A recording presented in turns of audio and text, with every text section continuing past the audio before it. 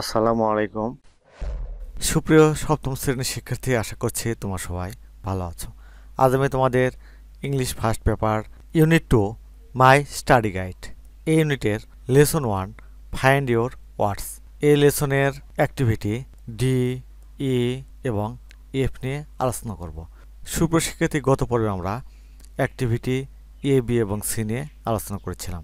আজ আমরা এখান থেকে শুরু করব। চলো এই অ্যাক্টিভিটি অর্থসহ আমরা আমাদের নোট থেকে দেখে নিই। Read the text about how the dictionary page has been written. অভিধান পৃষ্ঠাটি যেভাবে লেখা হয়েছে সেই সম্পর্কে পাঠ্যাংশটি পড়ো।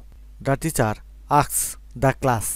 টিচার বা শিক্ষিকা শ্রেণীর শিক্ষার্থীদের জিজ্ঞেস করেন, have you noticed that the word in bold are written one after another.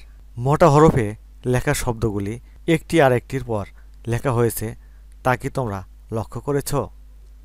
Okay, do you find any rule or system or order in arranging this words?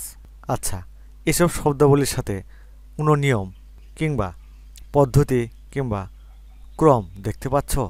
Yes teacher, the page starts with a single letter B and slowly words come below this letter, Rupa said. Rupa বলল, হ্যাঁ ma'am, পৃষ্ঠাতে একটি মাত্র অক্ষর B দিয়ে শুরু হয় এবং এই অক্ষরের নিচে অন্যান্য শব্দগুলি ক্রমান্বয়ে উপস্থাপিত হয়েছে। Thank you Rupa. ধন্যবাদ Rupa. Have you got it? তুমি এটি বুঝতে পেরেছ। Let me write B and some of the words from this page on the board. এই পৃষ্ঠা থেকে বিও আরও কিছু শব্দ বোর্ডে লেখা যাক। Then I will show you how they are written one after another like in the alphabet. অতঃপর বর্ণমালার মতো এগুলো কিভাবে একটির পর আরেকটি লেখা হয়েছে তা আমি তোমাদের দেখাবো। Look at the board and ask me if it is clear or not. Okay, বোর্ডের দিকে লক্ষ্য করো এবং এটি স্পষ্ট না অস্পষ্ট তা আমাকে জিজ্ঞেস করো, ঠিক আছে? এই যে দেখো, এখানে প্রথমে বি দেওয়া আছে, তারপরে বি এ, তারপরে বি এ বি, তারপরে বেবি। এগুলো বলা হয়েছে যে একটির পরে একটি কিভাবে সাজানো হয়েছে সেগুলো শিক্ষক বোর্ডে বুঝিয়ে দিচ্ছে। তারপর আমরা এবার অ্যাক্টিভিটি নিয়ে আলোচনা করব। চলো এটি আমরা আমাদের নোট থেকে দেখে নেব। Arrange the following word in alphabetic order. বর্ণনাক্রমে নিচের শব্দগুলো সাজাও। দেখো, এগুলো কোনটির পরে কোনটি বসবে সেটি বর্ণনাক্রমে সাজাতে হবে। প্রথমে এখানে আছে বিইটি, বেট, ব্যাট, ব্যাগ, বুক, বেইট, ব্যাচ। দেখো, এগুলো সাজালে এভাবে সাজাতে হবে। ব্যাগ, তারপরে বেইট, তারপরে ব্যাট, ব্যাচ, বেট, বুক। তারপর দেখো অ্যাক্টিভিটি এফ। চলো এই অ্যাক্টিভিটি এফ আমরা আমাদের নোট থেকে দেখে নেব।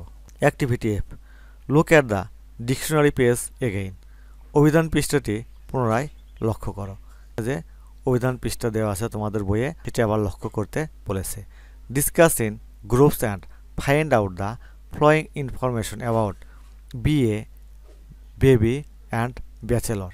দলবদ্ধভাবে আলোচনা করো এবং বিএ, বেবি ও ব্যাচেলর সম্পর্কে নিচের তথ্যগুলো খুঁজে বের করো। দেখো, মিনিং অফ ওয়ার্ডস, শব্দাবলীর অর্থ, ডেফিনেশন অর্থাৎ সংজ্ঞা, স্পেলিং অর্থ বানান, example of use, example sentences, প্রয়োগিক উদাহরণসমূহ, দৃষ্টান্তমূলক বাক্যসমূহ, গ্রামেটিক্যাল ইনফরমেশন, ব্যাকরণগত তথ্য, parts of speech, irregular verb and plurals, countable or uncountable noun অর্থাৎ পদ, নিয়মিত ক্রিয়া, বহুবচন, গণনীয় কিংবা অগণনীয় বিশেষ্য, ফর্মাল স্ল্যাশ ইনফর্মাল, নিয়মসম্মত বা অনিয়মিক, অ্যাব্রিভিয়েশন সংক্ষেপকরণ। অর্থাৎ বিএ, বেবি ও ব্যাচেলর এই তিনটি শব্দের সম্পর্কে নিচের এই তথ্যগুলো খুঁজে বের করতে হবে। চলো এটি কিভাবে দলগতভাবে খুঁজে বের করবে সেই সম্পর্কে একটি নমুনা লিখে রেখেছে, সেটা আমরা দেখে নিব। মনে করো তুমি নিজে, myself, I see Bashir, you are very busy, with looking up words in the dictionary. Bashir, বুঝতে পারছি তুমি অভিধানে শব্দ খুঁজে বের করতে খুব ব্যস্ত। Bashir, yes, can I help you? হ্যাঁ, আমি কি তোমাকে সাহায্য করতে পারি? Myself, actually I want to know the meaning of BA, it's uses in sentences, grammatical information, whether it is formal or informal. আসলে আমি বিএ শব্দের অর্থ, বাক্যের ব্যবহার, ব্যাকরণগত তথ্য, এটি সম্মত না অনায়মিক তা জানতে চাই। Bashir, so far as I know it is the abbreviation for bachelor of arts. আমি যতদূর জানি এটি ব্যাচেলর অফ আর্টসের সংক্ষিপ্ত রূপ। It is a countable noun, এটি একটি গণনীয় বিশেষজ্ঞ। ইট ইজ ফর্মাল, এটি নিয়মসম্মত। It use in sentences is as follows, বাক্যের ব্যবহার নিম্নরূপ। He is past BA exam, সে বিএ পরীক্ষায় কৃতকার্য হল। She is a holder of BA degree, সে BA ডিগ্রিধারী। Myself, from Badal, I am interested to know the meaning of baby, grammatical information, it use in sentences, whether it is formal or informal. Badal থেকে আমি baby শব্দের অর্থ, ব্যাকরণগত তথ্য, বাক্যের ব্যবহার, এটি নিয়মসম্মত না অনিয়মিক তা জানতে চাই। Badal, well, it's mean a very young child or animal. Badal, আচ্ছা, এটি খুব ছোট বাচ্চা বা প্রাণীকে বোঝায়। It can use as noun, এটি একটি বিশেষ অ্যাডজেক্টিভ অ্যান্ড ভার্ব টু, বিশেষণ ক্রিয়া হিসেবেও ব্যবহৃত হয়। Its use in sentences is as follows, বাক্যের ব্যবহার নিম্নরূপ। She had a baby last year, গত বছর তার একটি বাচ্চা হয়েছিল।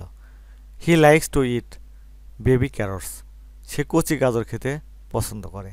শি বেবিড আস, তিনি আমাদেরকে নিজের সন্তানের মতো যত্ন নিলেন। But the word baby is formal, তবে বেবি শব্দটি নিয়মসম্মত। Myself, from Masud, I want to know the meaning of bachelor of grammatical information, it use in sentences, whether it is formal or informal. Masud থেকে আমি ব্যাচেলর শব্দের অর্থ, ব্যাকরণগত তথ্য, বাক্যের ব্যবহার, এটি নিয়মসম্মত না অনিয়মিক তা জানতে চাই। Masud, actually bachelor refers to a man who has never been married. আসলে ব্যাচেলর শব্দটি একজন ব্যক্তিকে বোঝায় যিনি কখনো বিয়ে করেননি। Grammatically it is a noun, ব্যাকরণগত দিক দিয়ে এটি একটি বিশেষ্য। ইট ইজ ফর্মাল, এটি নিয়মসম্মত। It use in sentences is as follows, বাক্যের ব্যবহার নিম্নরূপ। হি ইজ আ ব্যাচেলর, তিনি একজন কুমার। I see you are still a bachelor, আমি বুঝতে পারছি তুমি এখনও একজন কুমার। Myself, thank you all present here, এখানে উপস্থিত সবাইকে ধন্যবাদ। সুপ্রিয় শিক্ষার্থী, আশা করছি এই শব্দগুলোর এর তথ্য কীভাবে খুঁজে বের করতে হবে দলীয় আলোচনার মাধ্যমে তোমরা সেটি বুঝতে পেরেছ। আজ তাহলে এখানে শেষ করছি। আগামী পর্বে আমরা লেসন 2 নিয়ে আলোচনা করব। সুপ্রিয় শিক্ষার্থী, তোমরা এখনও যারা সোহান অনলাইন স্কুল চ্যানেলটি সাবস্ক্রাইব করোনি তারা প্লিজ সাবস্ক্রাইব করবে এবং ভিডিওতে লাইক দিয়ে দেবে। আল্লাহ হাফেজ।